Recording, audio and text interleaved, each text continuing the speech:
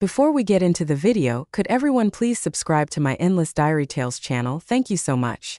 The first time I touched a violin I was 5. My fingers were too small, my bow wobbly, my notes shrill. But my heart understood. I don't remember much from that age, but I remember how it felt to drag a bow across trembling strings and hear my breath echo through sound. It wasn't music yet, but it was mine. I was born into a home that didn't believe in dreams. My mother believed in money, in image, in reputation. Not melody, not magic, not me. In my past life, I played that violin until my fingers bled.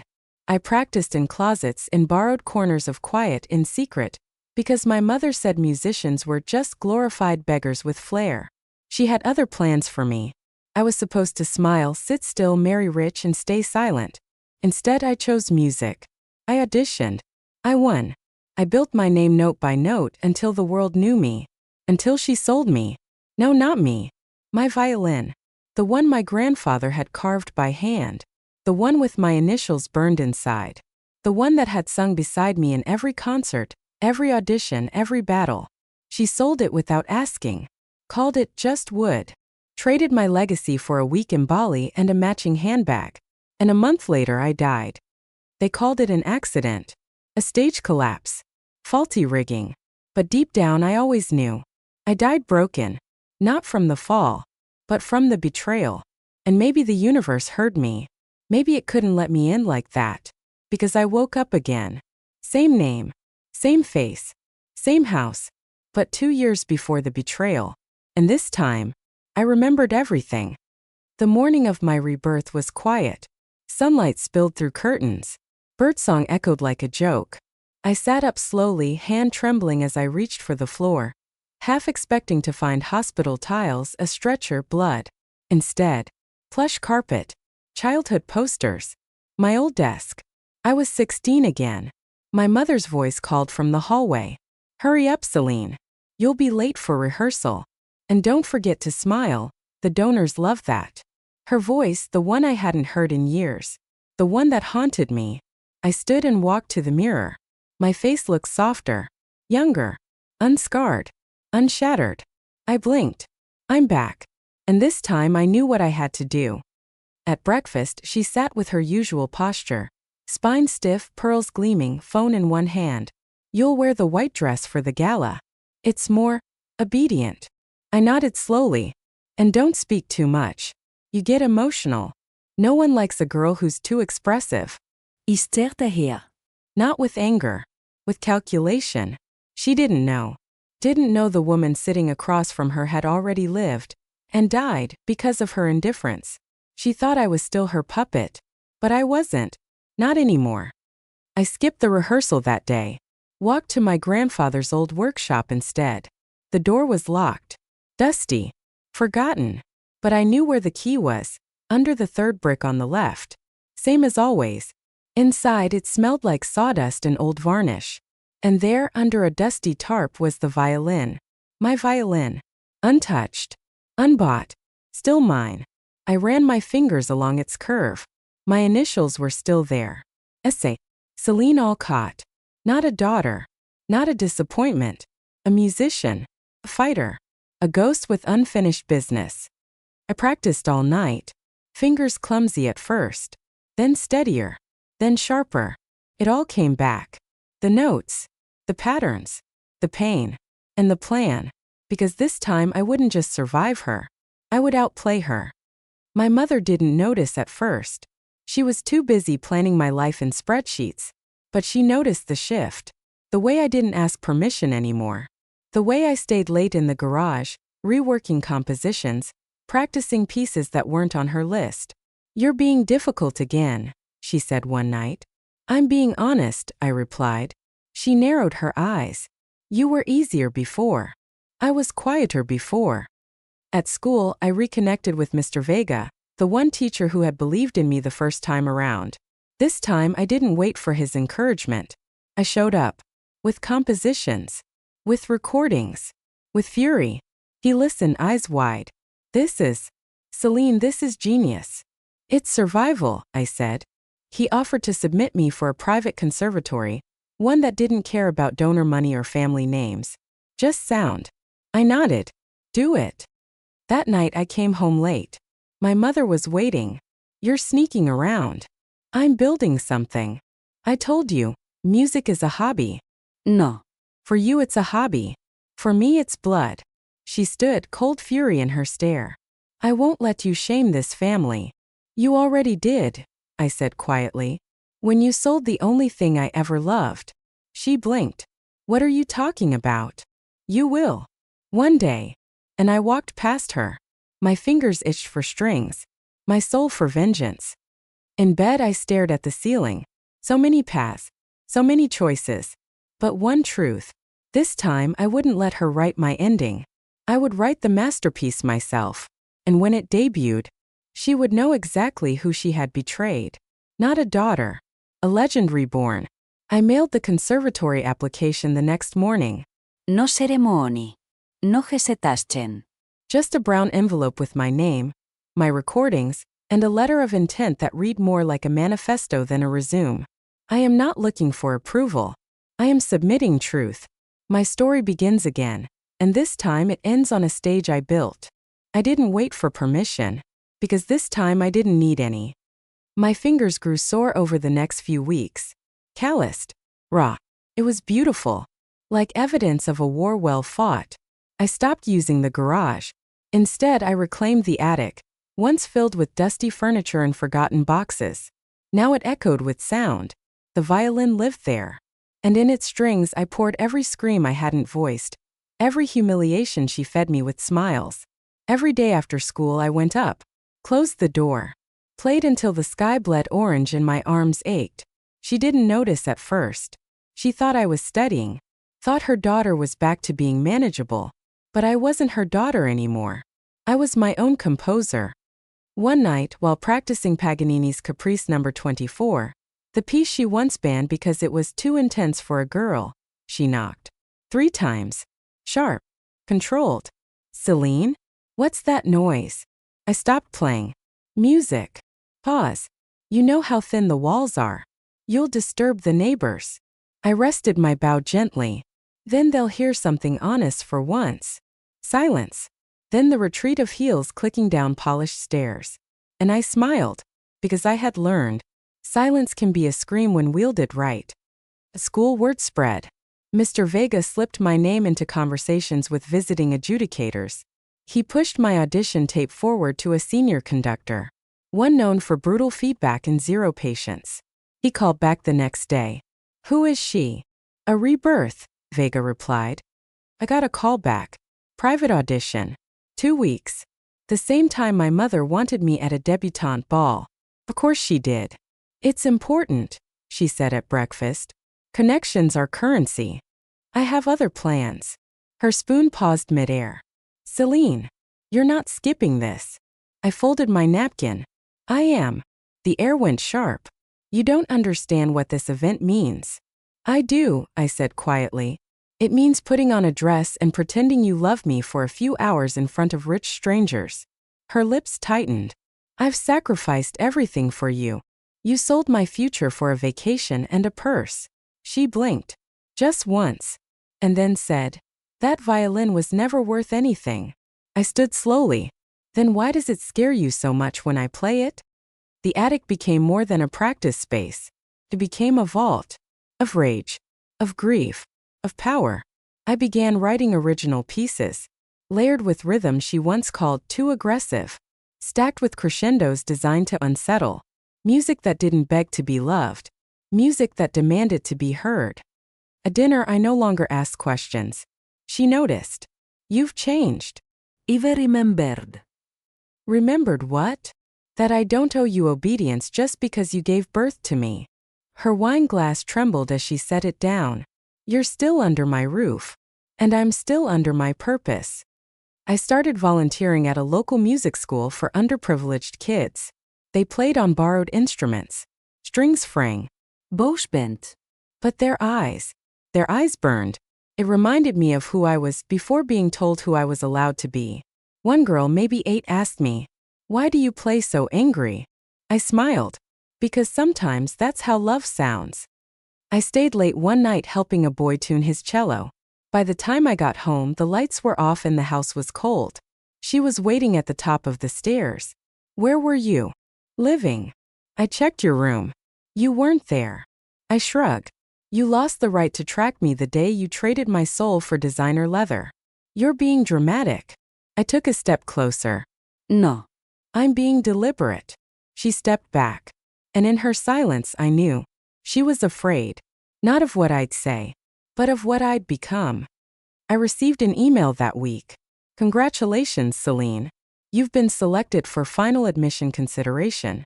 Prepare a live performance of an original work. Accompaniment optional.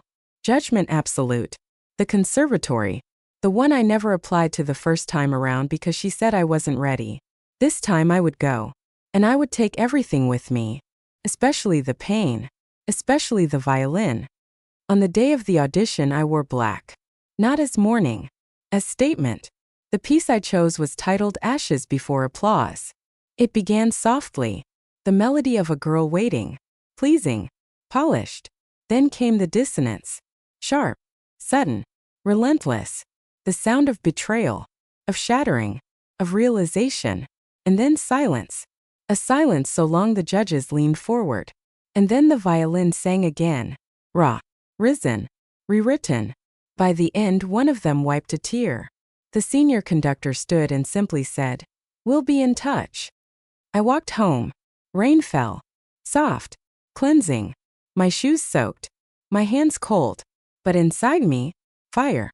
When I got home she was on the phone. Laughing. Pretending. Playing matriarch. She looked up. Where were you? At an interview. She raised a brow. For what? To become the version of me you tried to kill. She stared. And for the first time she had no words. I went upstairs. Lis à Cangle. And wrote the final page of my composition notebook. Asterisk this time the music won't stop. And neither will I. Asterisk. The letter came on a Thursday. A thick white envelope slipped under my door like a secret finally ready to confess itself. I didn't open it right away. I sat with it in my lap, my fingers trembling. Not from fear but from memory. Because I remembered this moment from my first life. Only back then it never came. She intercepted my letters. Controlled my applications. Told me the conservatory never replied. But they had.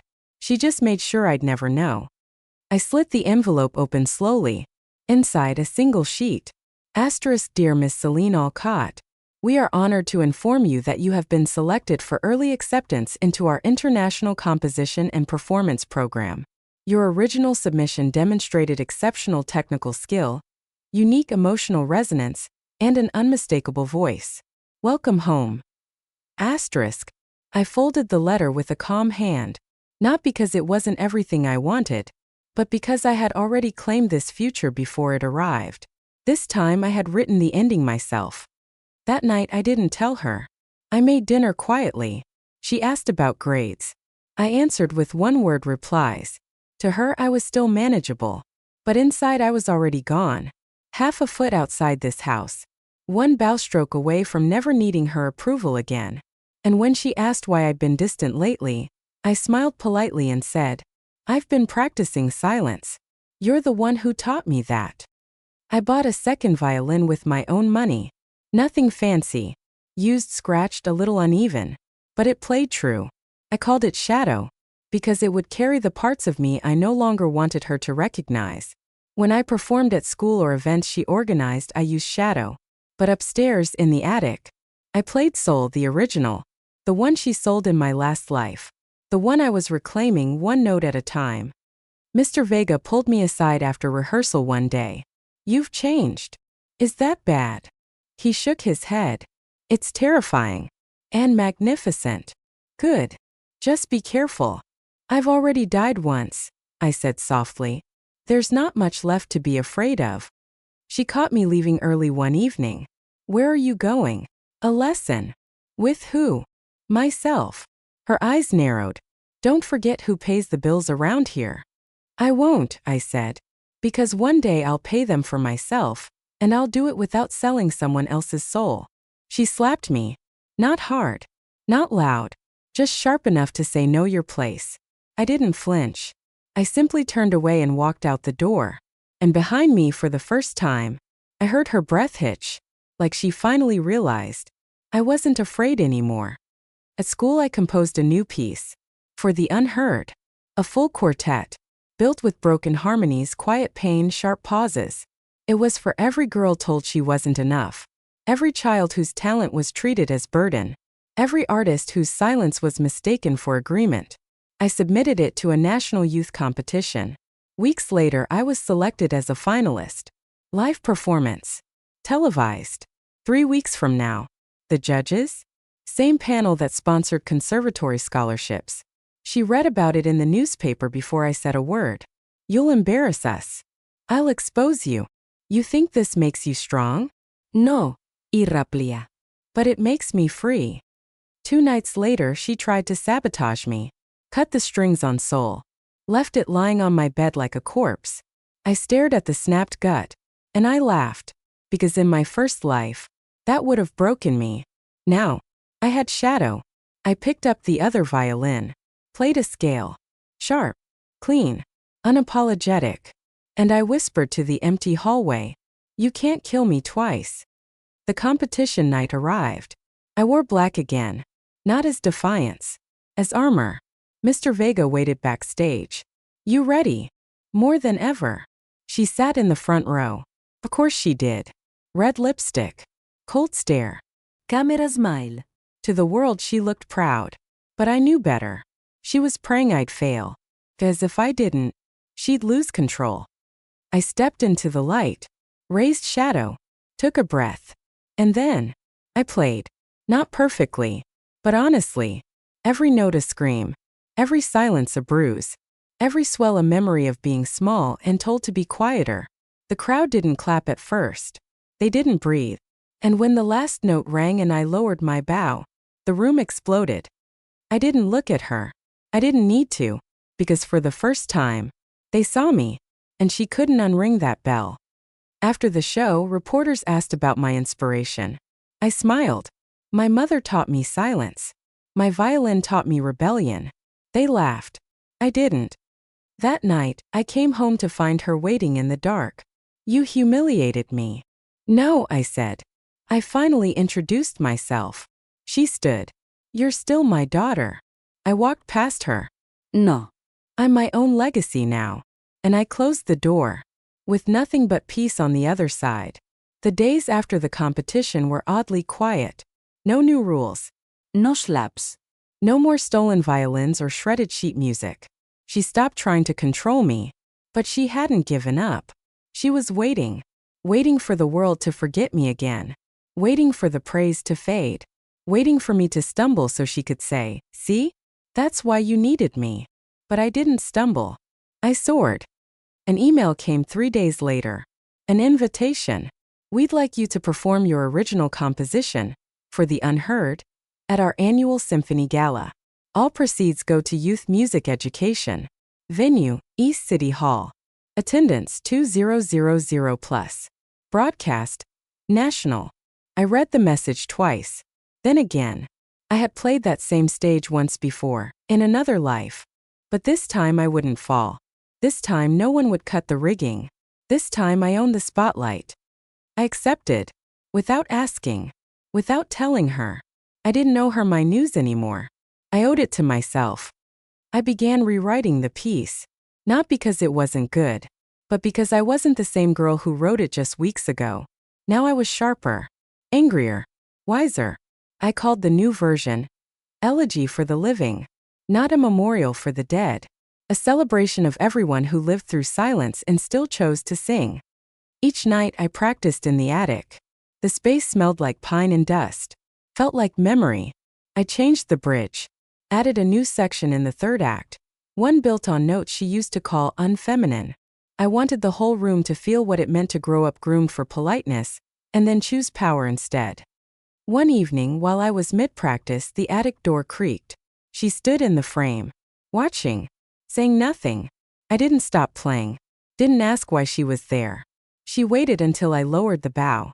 That piece, it's violent. No, I said. It's honest. You'll scare them. Good. She stood still for a second longer, then left. And I realized something. She knew she had lost. I arrived at the gala with Shadow in my hand. Soul stayed home. Not because I was afraid she'd touch it again. Because some parts of me had already moved on. I walked past press, past lights, past clapping hands and tilted cameras. I didn't need their attention. I needed their silence. The kind that came right before impact. Backstage, someone handed me a program. My name printed in gold. Celine Alcott Elegy for the Living. And below it, a quote I had never submitted. She doesn't play for applause. She plays for release. I looked up. Mr. Vega stood across the room watching. He nodded. And I nodded back. When the curtains lifted, I walked on stage alone. No piano. No orchestra. Just me. One violin. One chair. And a lifetime of noise waiting to be transformed into sound. The first note sliced clean through the air.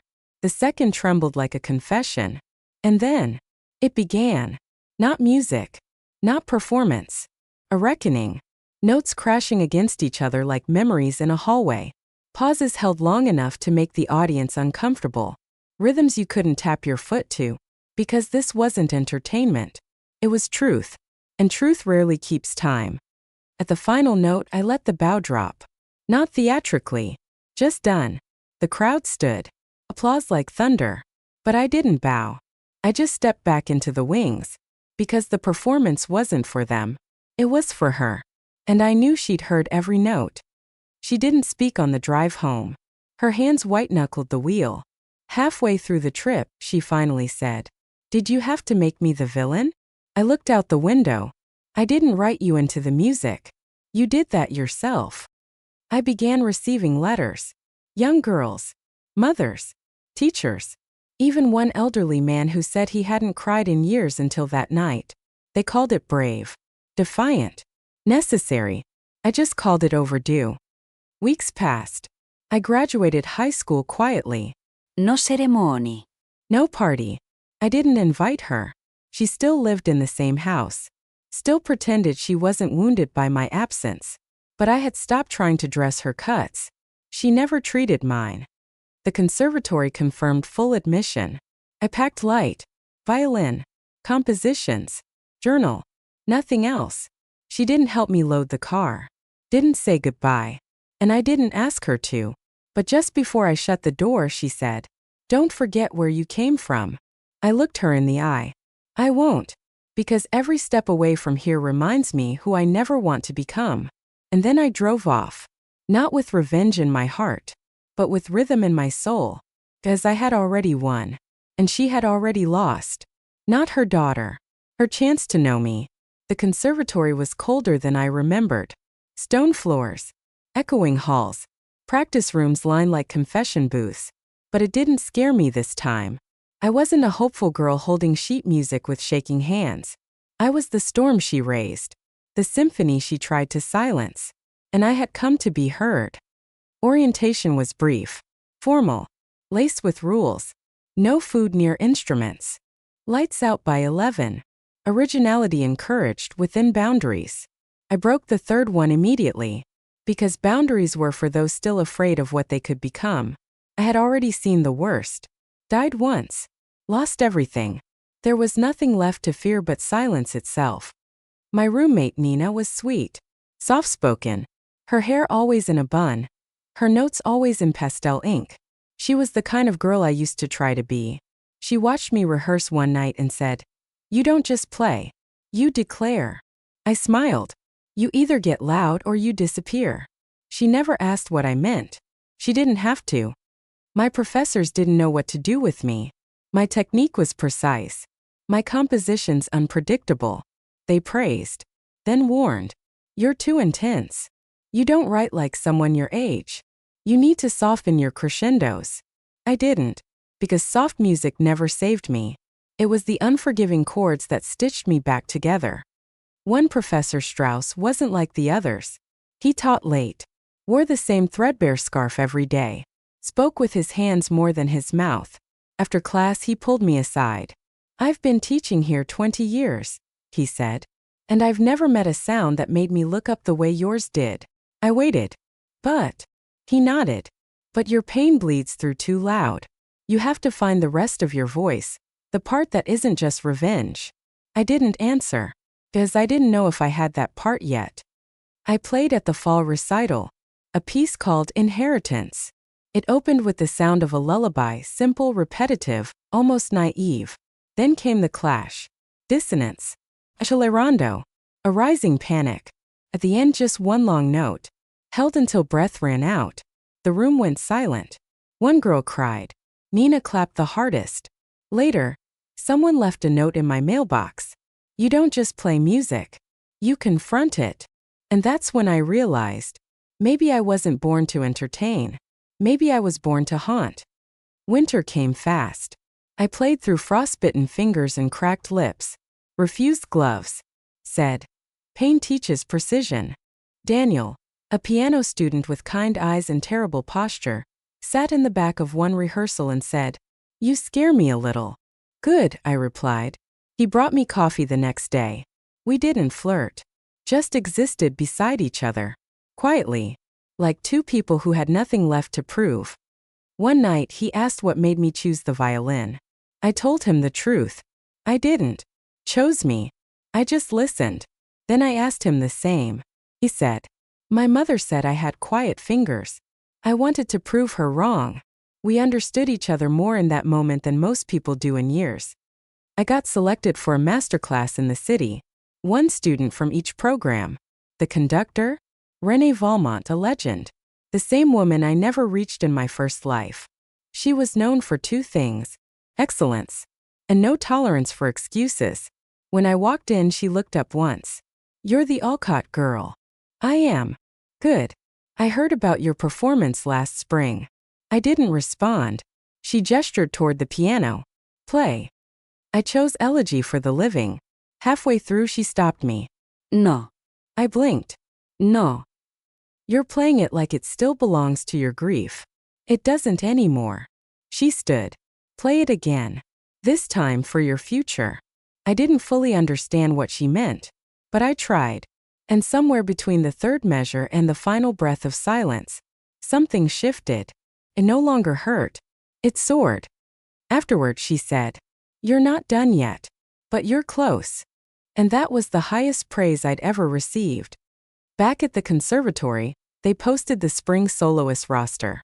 I was first. Peace. Forgiven silence. My name was spelled right. Bold. Centered. And I smiled. Because even if she never said it out loud, I had already undone everything she once tried to erase. Spring arrived in waves. Thawed snow on stone benches. Cherry blossoms like applause. And my name, still on the soloist list. Still in bold. Still enough to make her spin wherever she was. Because I knew by now, she was watching. Even from afar. Even without contact. Even if she told herself she didn't care anymore. I lived rent-free inside the silence she used to weaponize. Rehearsals began for the spring concert. 12 performers. One spotlight. My piece, Forgiven Silence. It wasn't about her anymore. Not really. It was about everything that came after her. About the girl I rebuilt from ashes. About the hands that trembled then steadied. About music that didn't beg anymore, but declared. Daniel helped me rehearse. He didn't ask questions. Didn't offer notes. He just sat in the corner with a pencil behind his ear, playing my accompaniment without trying to lead. I like the way you break the fourth measure, he said once. It sounds like defiance. It is. We began walking home together after practice. Sometimes we talked, sometimes not, but it was easy. No hunger. No chasing. Just calm. Once he asked, do you ever wonder if she regrets it? I stopped walking. No. Because people like her don't regret losing what they never believed had value. He nodded, then said, she's going to hear you someday. She already does, I whispered. That's what haunts her. The week of the performance, Strauss asked me to stay after class. He sat with both elbows on his desk, face unreadable. You have visitors. Excuse me. They called ahead. Said they wanted to see your progress. I knew before he said it. My mother. And someone else. Her latest investor. A man with slicked hair and an inherited title. The kind of man she used to say was good for optics. Do I have to see them? He shook his head. No. But you should choose for yourself. I didn't answer. Because I already had. They came that afternoon. She wore pale pink. A color she used to say made her look innocent. He wore arrogance like cologne. I met them in the lobby. Celine, she said. You look unpolished. I offered. He smirked. She bristled. I came to say congratulations. I heard about the concert. I'm sure you did. She opened her purse. Pulled out a brochure. A summer program abroad. Lavish. Sponsored by her investors. You don't have to do this little solo thing, you know? This isn't the only path. I stared. Then smiled. You're still trying to rebrand me. Celine. I stepped closer. Let me be clear. I'm not your apology tour. I'm not your rebranded daughter. And I'm not a phase you forgot to kill. The man beside her laughed awkwardly. You've got some fire. I turned to him. Your money doesn't mean anything to me. Because the currency I deal in now is truth. And you both bankrupted that long ago. I walked away. They didn't follow. That night I burned the brochure. Not out of rage. Out of closure. Because she came back to see if she could still sell me. And this time she couldn't afford me. The night of the concert arrived. Packed hall. Professional lighting. Adus en camera cruz. I wore black again. No jewelry. No fanfare. Just my bow, my breath, and everything she ever tried to silence. I stepped onto the stage. Daniel sat at the piano. The audience hushed. I didn't scan the crowd. I didn't need to, because I wasn't playing for them. Not anymore. Forgiven silence began with a whisper. A fragile melody. Like a heartbeat trying not to break. Then came the crescendo. Not fast, but steady. Like steps returning to the place they were pushed from. And by the time the final movement began, there was nothing left to prove. Only something left to reclaim. I ended with a single note. Held longer than expected. Long enough to remind them that I controlled the ending. And when I lowered the bow, they stood. Not for the performance. For the transformation. Backstage, Daniel hugged me. He didn't speak. Just held on like someone who understood the weight of victory with no confetti. Later that night I found a card in my locker. No name. Just handwriting I recognized. Asterisk, I was wrong. But you were never meant to be right, you were meant to be heard. M. Asterisk. I folded it quietly. Then dropped it into the trash. Because sometimes people say sorry when they realize you've moved on. Not because they finally understand you. And I was done waiting for her to understand. I had rewritten the silence. And it was louder than anything she'd ever said. 3 weeks passed after the concert. And nothing in my body had settled. It was like my soul had grown teeth. Sharp. Restless. Hungry. Not for revenge anymore. For impact. I didn't just want to be known. I wanted to be remembered. And not by my mother. By everyone else she told me I'd never reach. The emails came slowly at first. One from a visiting professor. Another from a producer in New York. Then one from a violinist whose face I'd cut out of a magazine when I was 14. You've stirred something. I'd like to play with you. I stared at the message. Then looked over at Sol. Sitting in her velvet case like she already knew this was coming. This wasn't a moment anymore. It was a movement. And I was leading it. Daniel and I grew closer without trying. We didn't label it. Didn't post about it. Didn't even define what we were doing. We just met in the quiet. Shared music. Silence. Laughter that didn't need explanation. He knew about the past life now. I told him everything. Not in one sitting. But in scattered moments over late-night walks and soft piano notes. And when I finished he just said, "She didn't destroy you. She delayed you." And I kissed him. Because those 5 words healed something even the music hadn't.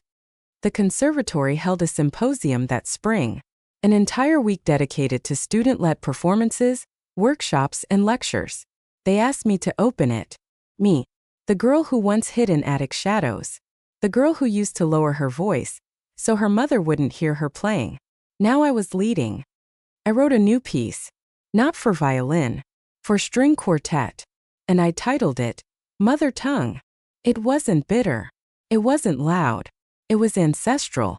A song for every girl who'd ever been told to quiet her passion. A piece where silence meant something, not because it was forced, but because it was chosen. The quartet rehearsed every night.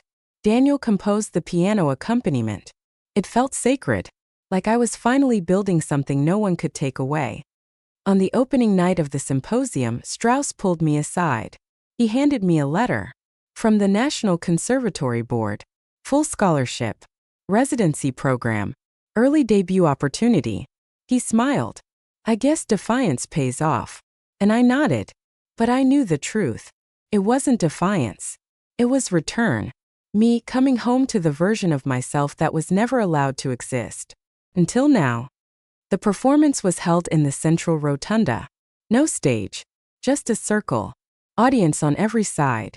I stood in the center with my quartet. And as the lights dimmed, I whispered, "Let it echo." Then I raised my bow. And the world disappeared. The piece moved in seasons. Spring innocent. Summer swelling with hope. Fall disillusioned. Winter silent then rising. The final section was called Thaw. A return to melody. A return to breath. A return to self. When we finished, there was no applause at first. Just stillness. And that was better. Because I didn't come for claps. I came for witnessing. Afterward, a girl I'd never met came up to me. Eyes red. She held a piece of paper. A short poem. Written in shaky ink. Asterisk, you gave me words when I forgot how to speak. You made me feel real again. Asterisk, I hugged her. And for the first time, I felt like I had finally been heard too. That night, I walked into my dorm and found a package on my bed. No return address. Inside a photo. Me at 5. Holding a toy violin. Eyes too big for my face. Hope too loud for the house I was in. Tucked behind it. A folded note. Asterisk, you were always going to make it. I just didn't believe in anything back then, not even myself. I'm sorry. Asterisk. No name. But I didn't need one. And this time, I didn't burn it. I placed it in my journal. Not as closure, but as proof that even silence, when it finally speaks, can hold weight. I lay in bed that night, hands across my stomach, eyes on the ceiling. And for the first time in either of my lives, I wasn't planning a response. I was planning a future. And it looked like this. Concerts that healed. Music that haunted. And love that didn't need fixing. Summer in the city felt like breathing for the first time. The conservatory emptied. Dorms thinned. Even the birds seemed to hush in reverence for the quiet that came after triumph. But not me. I stayed. Because I had work to do. Not homework. Not rehearsals. Legacy. I spent my days in the studio. Composing. Rewriting. Destroying pages only to resurrect them. Some called it obsession. I called it translation. Because this was what I was always trying to say. When she told me I was too dramatic. When she snapped the bow in front of guests. When she smiled at donors while cutting my spirit behind closed doors. She thought she silenced me. She only gave me tempo. Daniel stayed too. He taught weekend workshops to beginner pianists. Kids who couldn't afford lessons. Teens who flinched at loud noises. Music doesn't have to heal the world, he told me once. Just one person at a time. And somehow that made it feel bigger. More important. Like maybe we weren't just chasing our own dreams anymore, but catching ones others had been forced to drop. The National Conservatory sent the program schedule. My debut was set. Fall season opener. 2 original compositions. 1 solo. 1 with full orchestra. Primetime slot. Full hall. Live broadcast. They offered to book the venue. I chose the place myself. East City Hall. The same one from the gala. The same one from the life I never finished. Full circle. But this time I was walking in with a new score. And my name was the headliner. I titled the performance, The Reclamation. Not subtle. Not modest. But exactly right. Because it wasn't about being palatable anymore. It was about claiming what was mine. Every echo. Every gasp. Every standing ovation she once said I'd never deserve. I was coming for it all. My father reached out. A text. Simple. Saw your name on the banner outside. I'll be in the audience. Quietly. That's okay. I read it twice. Then again. Then put my phone down. Because this story wasn't his to re-enter mid-chapter. I had made peace with his absence long ago. And I didn't need more ghosts while I was trying to live. The week before the show, I received a gift. No card. Just a case. Old. Familiar. I opened it slowly. It was Soul. My original violin. Polished. Restrung. Clean. And underneath it, a note. You never stopped playing. Even when I stopped listening.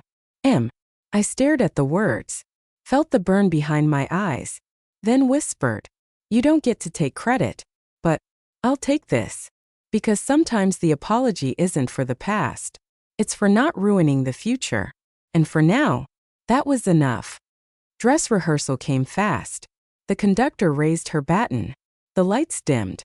And when the first note swelled, I felt it. That moment you stop being a daughter. Stop being a student. Stop being a survivor. And start being the story. My story. Every chord a sentence. Every silence a period. Every rise a breath that finally came without guilt. Backstage I stood with Soul in my hands. Daniel placed a hand on my shoulder. You okay? No, I said. He paused. But I'm ready. Opening night came like a pulse. The hall was packed. My name was on every seat. My score was on every program. And when I stepped onto the stage, the audience didn't cheer. They waited. They listened. Because they knew this wasn't just a concert. It was a confrontation. The piece began with a single note. Held longer than comfort. Long enough to say, I remember everything. Then came the storm. Dissonance. Harmony. Silence. The music told the whole story. The attic. The broken strings. The burnt letters. The cut-off funding. The performance I never got to finish. And then, Rebirth. At the final note I didn't bow. I just stood there. Heart pounding. Hands steady. And the room erupted. Not just in applause. In release. Because it wasn't just my story anymore. It belonged to everyone who had ever been told they were too much.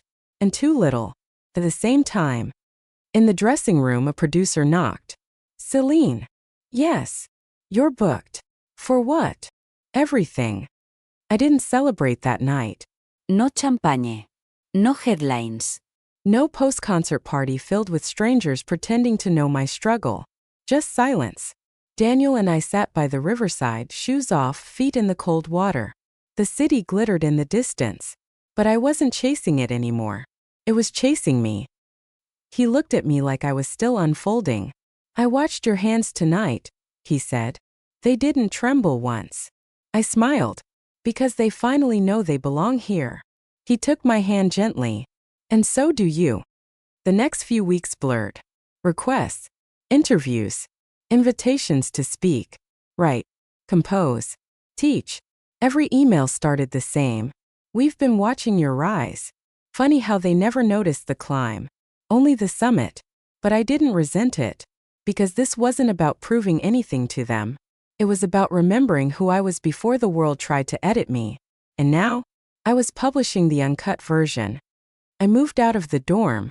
Into a small apartment filled with light and second-hand furniture. No chandelier. No grand piano. Just space. To create. To breathe. To exist. The first thing I hung on the wall was Soul. Framed in shadowbox glass, bow beneath it. Not as a trophy. As a monument. To everything I refused to let die. My mother emailed me. She always chose digital distance over real accountability. I saw your performance.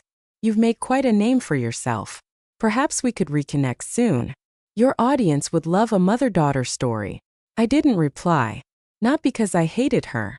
Because I'd already spoken the only language that mattered between us. Music. And she didn't get to narrate this chapter. She was a prologue now. One I'd outgrown. Daniel found an old upright piano and placed it in the corner of the apartment. We began composing a joint piece. Titled, After the Quiet. A duet. Built from shared silence, not forced harmony. It was about what comes next. When the fight is over. and the echoes are finally yours to shape. I was invited to mentor a new group of girls.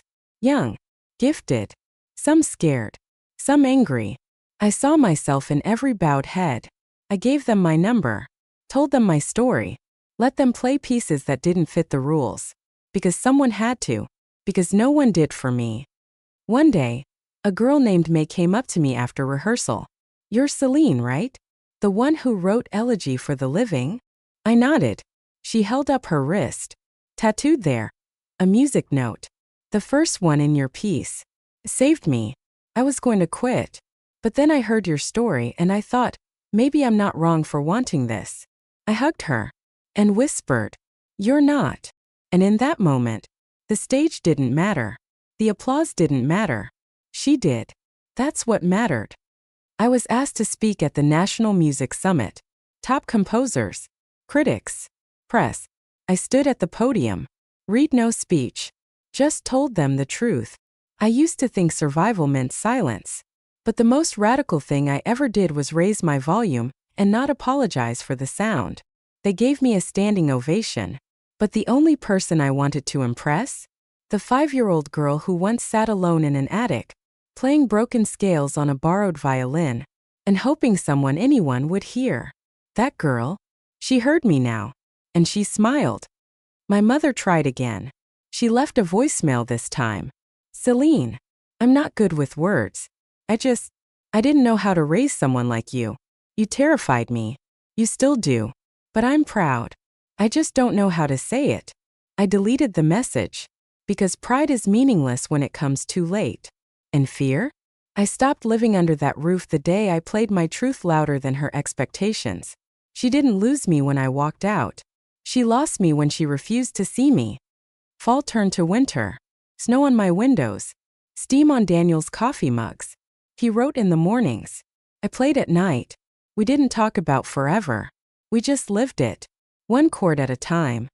I wrote a new composition. Final one in the trilogy. Titled Unwritten. Because this time, nothing is borrowed. Nothing is broken. Nothing is wasted. Everything is mine. Winter ended softly. Not with blizzards. Not with fanfare. Just quiet. Like the earth exhaling after holding its breath too long. I knew that feeling. Because for the first time in both my lives, I wasn't surviving. I was living. My debut tour launched in March. 12 cities. 4 countries. One woman with a violin and a story too heavy to carry alone any longer. But I wasn't alone. Daniel came. Not as my pianist. Not as my partner. Just as someone who believed. And that was enough. The first night was in Berlin. A hall that once refused to book young female soloists. Now I was the headliner. The posters didn't say daughter of. They didn't say prodigy of. They said, Celine Alcott. Original works for a rewritten world. And that was everything. I opened with mother tongue. Not to hurt her. To free myself. Because I knew now. What she did was small. But who I became was limitless. And I refused to spend one more second being defined by someone who never truly knew me. The notes flowed like memory. But this time they didn't sting. They soared. After the show, I met a girl with hearing aids in both ears. She tapped her phone and showed me. "I can't hear all of it. But I can feel what you're saying." She placed her hand against my chest. "You play from here." And I hugged her. Tightly. Because she didn't need to hear my words. She had felt my truth. Each city gave me something different. A letter. A story. A question. But always, the same look in their eyes. Recognition. They didn't see a success story. They saw a mirror. And that was what I'd wanted all along. Not to be worshipped. To be understood. By the end of the tour, I wasn't tired. I was ignited. I returned home to find invitations stacked like applause. Guest lectures. Keynote panels. Collaborations. I turned most of them down. Because I had something else to do. Something that couldn't wait anymore. I rented out a studio. Blank walls. Perfect acoustics. And I began recording a full album. No label. No filters. Just me, soul, and the truth. I called it Rewritten. The cover? Just my hands. Violin in one. A torn photograph in the other. Unapologetic. Unflinching. Me. The last track was different. It had no title. No credits. Just sound. Not music. Just breath. A heartbeat. A single note stretched so long it became its own language. I called it the space I never got to take up as a girl. And I let it play out in full. Because that's the thing about silence. It only heals when you choose it. The album launched in July. It charted. But I didn't care. What mattered were the messages. From girls. From boys. From mothers who wanted to do better. From strangers who said, I finally feel seen. And from one sender with no name. Asterisk, I was the silence in your story. I'm trying to change that. Thank you for not becoming me. Asterisk, I didn't know if it was her. Didn't care. Because the message wasn't for her. It was mine. Daniel and I moved into a bigger space. More windows. More bookshelves. Less noise. We didn't rush into marriage. Didn't need to. Because love isn't a contract anymore. It's a composition. One we write daily. Sometimes dissonant. Always honest. Never ending. One night we sat on the floor with tea between us. He asked, do you still think about her? I paused. Not like before. Like how then? I thought about the attic. The snap strings. The first stage. The second chance. And I said, I think about the girl who played through the pain. And how proud I am that she never gave up. He nodded. And we sat there. No music. No applause. Just stillness. I started a foundation. Free music education for girls raised in silence. We called it the Echo Room. Because every sound deserves space to return to. And no one should be told their voice is too much. At the first recital, a little girl, maybe 7, tugged my sleeve. She looked up with eyes too wide for her face. Do you think I'll be good enough? I knelt, held her hand, and said, you already are. Because if someone had told me that at 7, maybe I wouldn't have waited 2 lifetimes to believe it. One final letter arrived that year. From a law firm. Attached. An inheritance. From her. No note. No explanation. Just silence. I returned it. Not out of anger. Out of clarity. Because I didn't need hush money. I already bought my own peace. And now? Now I wake up to music. Not demands. Not disappointment. Just sound. Pure. Uncut. Mine. And when people ask how I made it, I say, I wasn't saved. I survived. And then I wrote the survival into a song so loud, even she had to listen.